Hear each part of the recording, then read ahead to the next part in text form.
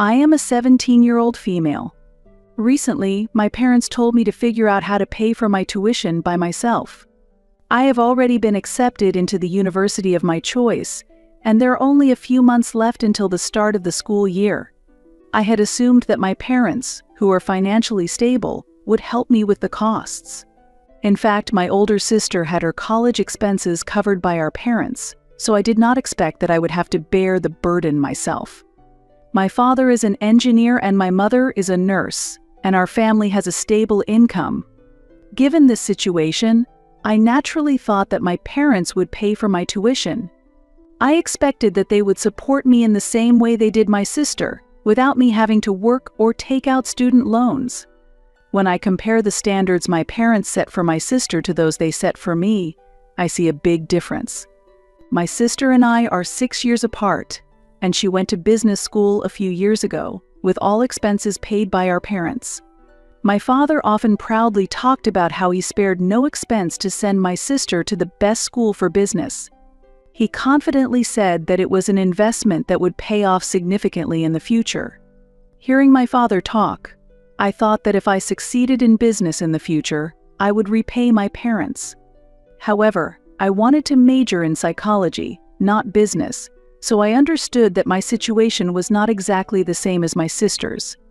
Still, when I was applying to university, my parents did not bring up the subject of tuition, so I proceeded without worry. There was no mention of the costs from my parents until I received the acceptance letter from the university I was aiming for. Ultimately, I had to bring up the subject of tuition myself and ask how I could cover the costs. I felt the need to confirm whether they would pay for my education, just as they had for my sister, so I asked my parents. Naturally, I believed they would help, but in the end they said, "You need to pay for your tuition yourself," and suggested that I work to cover the costs or use student loans. I was very shocked by their response. Since I had always believed they would support me with tuition, I was initially very angry. Especially knowing that my parents had fully covered my sister's university costs, it seemed unfair that they would not do the same for me. I think it is understandable that I was upset about this. This issue came up a few weeks ago. My parents told me there was a reason for everything and asked me to stay calm. Then my father told me about a recent event. A relative had become seriously ill. This relative was a benefactor who had helped my father at the start of his career. The person was my father's uncle, who had been diagnosed with leukemia a few years ago. My uncle once had a considerable fortune, but had squandered most of it over the years on gambling and drinking. Moreover, my uncle's children were uncooperative and hardly interacted with their father. They never visited him in the hospital and almost ignored him. In this situation, as my uncle's end was nearing, my father decided to take care of him. My uncle's wife had died long ago, and since then, he and his children had been estranged. They stopped contacting my uncle and acted as if he did not exist. Therefore, there was no one else to take care of my uncle, and my father had to step in. My uncle's addictions had led many people to distance themselves from him. Everyone wanted to avoid being burdened with the responsibility by associating with my uncle. However, my father was grateful for the opportunities my uncle had given him when he was young and felt he had to take care of him after he was diagnosed with the disease. For several years, my father continued to care for my uncle and paid all the high medical costs himself. As a result, there was hardly any money left for my college tuition. My father had to consider his future and realized that it would be very difficult to maintain a living after paying for my college tuition. Therefore, he wanted me to develop the ability to cover my tuition on my own. "I'm really sorry," he said, but he believed that I had the strength and potential to overcome this difficulty. That is why he hoped and encouraged me to pave my way for the future. Even after my father explained the situation, I could not completely suppress my anger, but I still felt that his actions were admirable and could not blame him. My father's story made sense and was believable. Indeed, my uncle had leukemia and had been distanced by his family due to his multiple addictions. Therefore, we were his only visitors, and it was quite understandable that my father was helping him with medical and living expenses. It is also true that my uncle had helped my father find his first job. When my uncle died a few months ago, my father was deeply saddened and looked devastated at the funeral. I had frequently visited my uncle with my family and had seen the special bond between my father and uncle.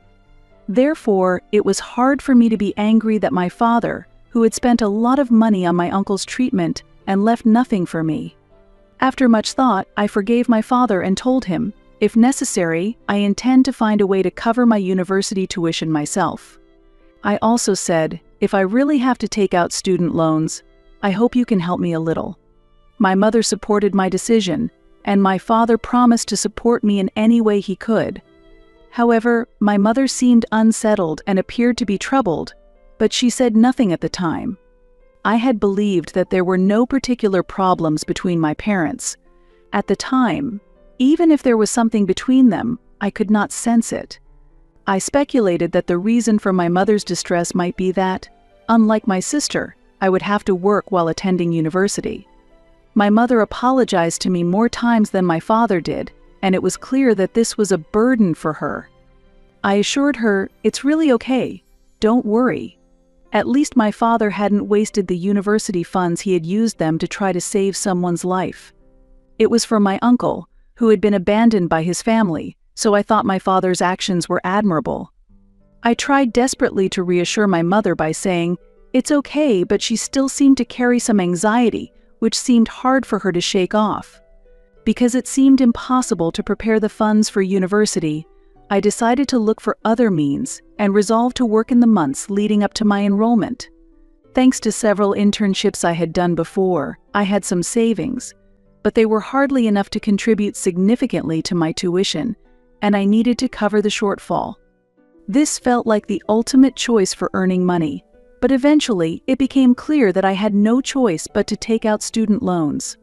Honestly, I wanted to avoid this because choosing to do so meant I would continue to face the pressure of repayment throughout my future career, and I wasn't sure if I would be able to find the job I wanted after graduation. So I began researching how to start my own business. I have always had a strong interest in programming.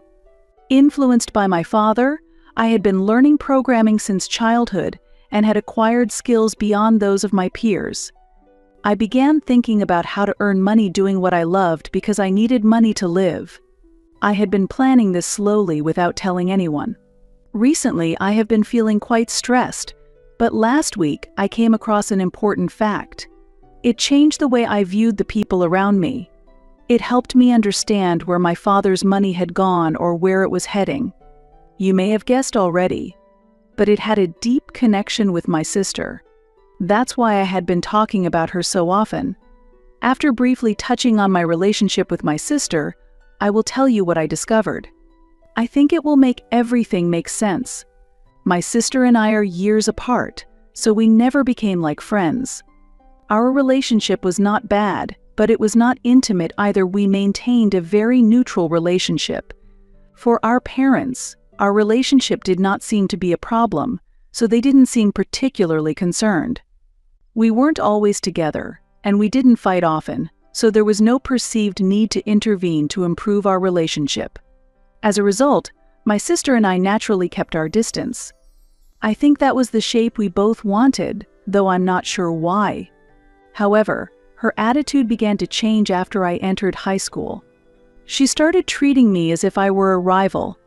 We had never been close, but our relationship became even more complicated after I graduated from high school. I think it was all her fault. At the time, she had just entered university, and every time she came home, she seemed to flaunt that she had graduated from the most prestigious business school. Honestly, she acted as if she was showing off her success. Moreover, she became overtly aggressive towards me, ridiculing me more actively than before. So, when I tried to confront this, she would only say that I should take it lightly, not as if she was being cruel, but as if it were just a joke. After entering university, I felt that she really became a terrible person. She still is a terrible person, up until this day. If not, I can't understand why she acted that way after graduating from university. Before moving to her apartment, she had come back to live at home for a while, and that period was the most unbearable for me. She kept bullying me, and as a result, we had a big fight one day. After that, we stopped talking to each other, but she continued to blame me and was mean to me without any reason. Now, she is a working adult, but she still seems to believe that hurting me makes her feel better. After graduating from university, she worked for a few years at a small company, but she seemed unhappy there. She thought she was too big for that small world and was looking for something better. She constantly complained about how foolish each of her colleagues was and claimed she was far superior to him. She made excuses that she couldn't find a better job because of external factors like the economy. In my opinion, the real reason she couldn't get a good job was not necessarily because she had attended a prestigious business school. Her attitude was extremely arrogant, and I felt it was difficult to work with someone like her. This was just my view. Every time she came over, she would express her dissatisfaction during dinner time. My father would console her inflated ego by encouraging her that a better future awaited her. Instead of saying that she might get promoted or find better opportunities if she stopped doing the things that frustrated her, he simply told her, "Just do your duty." My sister and I do not follow each other on social media. In fact, I have blocked her. I have no interest in her personal life and no intention of meeting her. However, some of my friends do follow her. They follow her out of mere curiosity because their sisters were in the same grade as mine. A week ago, a few friends sent me screenshots of my sister's posts. The content was a huge shock to me. It included a family photo, and of course I was not in the picture. The caption expressed how grateful she was for our parents' help and mentioned that they were the initial investors in her business. All my friends asked me the same question. They couldn't understand how my parents could invest in my sister's business when they supposedly couldn't afford my university tuition. At that moment, I had no clue what was happening, and initially, I thought about talking to my parents, but then I decided it would be futile. In fact, I already knew the truth. Even if I brought it up with my parents, they would likely cover everything up, make my sister delete the post, and even lie to me. That day was very tough for me. I had to make a choice I felt was unavoidable. By the evening, I felt there was no need to stay with my parents any longer. I felt that they prioritized my sister over me and avoided supporting me. They told me to manage on my own while trying to support my sister no matter what. It was clear they were doing nothing for me. I understood that my parents had a wonderful child, but I felt it wasn't me. I acted normally during the day, as if nothing was wrong, but by night, I had decided to leave home. After packing my things, I took a taxi to a friend's house. I had already contacted them, so they were ready to help me with various things. However, I felt somewhat guilty for asking for further help without having requested it. They were already supporting me enough. When my parents came home and realized I was missing, they were quite upset. They worried about me being out late and not being at home, contacting me multiple times via phone and messages. They pleaded for me to come home soon or at least tell them where I was, trying to check on my well-being, but I never told them the truth. I told them that it would have been better if they had been honest from the start, rather than lying so much that they damaged the trust between us. After my parents realized I knew the truth, they said that if my sister's business succeeded, they would help me pay back my student loans. I should have seen the flow of money not as a sacrifice but rather as an investment, but for me, who was struggling without funds, it felt like nothing more than a sacrifice, and I had no intention of contacting them again. It was clear they didn't care about me, and I didn't want to live with people who neither loved nor cared about me. I was just a burden to them, and that was exactly what I wanted to avoid the most.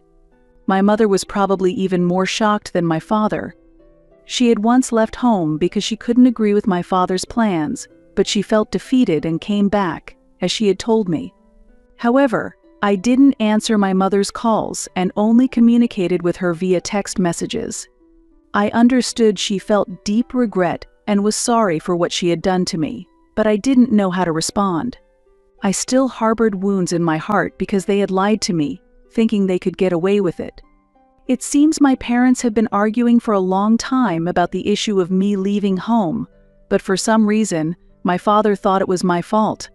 That felt quite unfair. After all, he was the cause, and I was rather a victim of the situation, with no right for him to make me take responsibility. Ultimately, he created this situation himself. If he had been honest with me from the start, I wouldn't have felt this sense of betrayal. I might still have been angry about not having my university tuition paid, but I don't think I would have left home. I needed more time to think about what they did. My actions might have been wrong, but I needed time to overcome this event. 1 week was too short to recover from this event.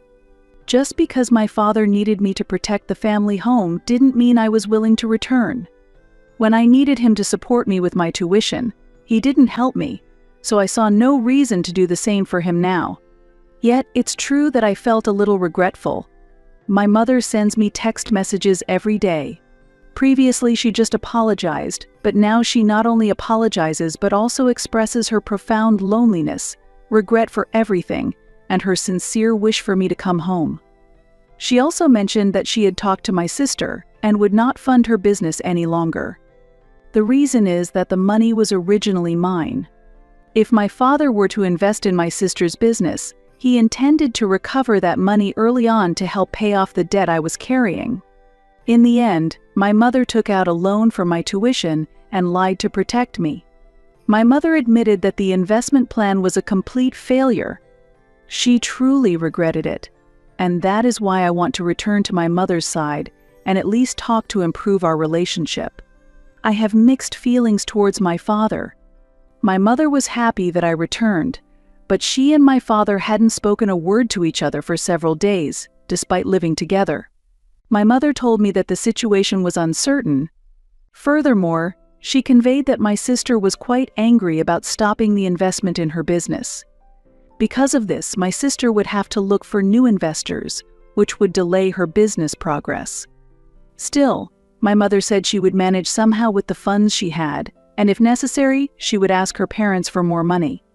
My mother tried to support me so that I wouldn't have to worry about tuition fees. I am truly grateful for this. It was more help than I had hoped for. My friends and my mother's family felt sad that I had left home, but they were relieved and happy that the situation had improved. I cannot thank them enough for what they did during these few days. Even after university started, I continued to secretly run a business. Balancing classes and managing a company was never easy, but it was my choice. Surprisingly, the knowledge I gained in psychology lectures greatly aided my business decisions, and before I knew it, my company had become one of the most important clients for my sister's company, accounting for about 70% of her sales. In fact, I had started a small company with the friends who supported me at that time. My sister's company was using a system we developed to provide its solutions to major corporations. The transaction amount reached several hundreds of thousands annually, and it became a significant source of income for my sister's company, which employed more than 30 people. My sister didn't know yet that I was managing the company. All the transactions were done through my friends. One day, my sister contacted me through my mother. She said, "I want to meet directly with the CEO of your company and discuss a new project." At that moment, I made a decision. I revealed the truth to my sister in an email and informed her that all transactions would end. "I appreciate your business. I have an important announcement regarding our transactions. In fact, I, your sister, am the CEO of this company. I chose the path of entrepreneurship because our parents did not support my tuition. I apologize for keeping this secret. Due to changes in our management policy, we will terminate all transactions with your company at the end of this month." Late that night, my sister called me. Through the receiver, I could hear my sister's furious voice. "What do you mean? Our company's entire fundamental system was created by you guys. If you suddenly end the transaction, our company won't be able to function." I calmly replied, "We will provide a 3-month transition period. Please find a new partner during this time." However, my sister's company could not recover. Our system was made using special technology, and it was clear that switching to another company would be extremely costly and time-consuming. Major clients canceled their contracts one after another, and 6 months later, my sister's company was driven to closure. My father had invested most of his assets in my sister's business. As a result, when her company went bankrupt, most of my father's retirement savings were lost. Moreover, because he was a guarantor for the debts, they had to sell their house. My mother asked me with deep sadness, "Why did you have to go that far? We were supposed to have reconciled. Why did you have to destroy your sister's company?" My answer was, "You can't show weakness in business. My sister's company was too dependent on other systems. As a manager, I think that's fatal." My mother was shocked, but I explained that I made this decision not against my sister, but as a business owner. She understood the reason. Later, I heard that my father and mother had divorced. I haven't seen my father for a while, but I heard he became depressed because of their separation. My mother seemed quite disappointed in him and said she hadn't met him since. I have no interest in my father or sister and only wish to be happy myself. Now, the only person I can rely on is my mother. I am grateful that she kept her promise, asked her parents for support, and prepared my tuition. Currently, I am filled with gratitude that the friends I work with did not go to college and are dedicated to working. After graduating from college, I plan to grow my own company and repay my mother rather than getting a job.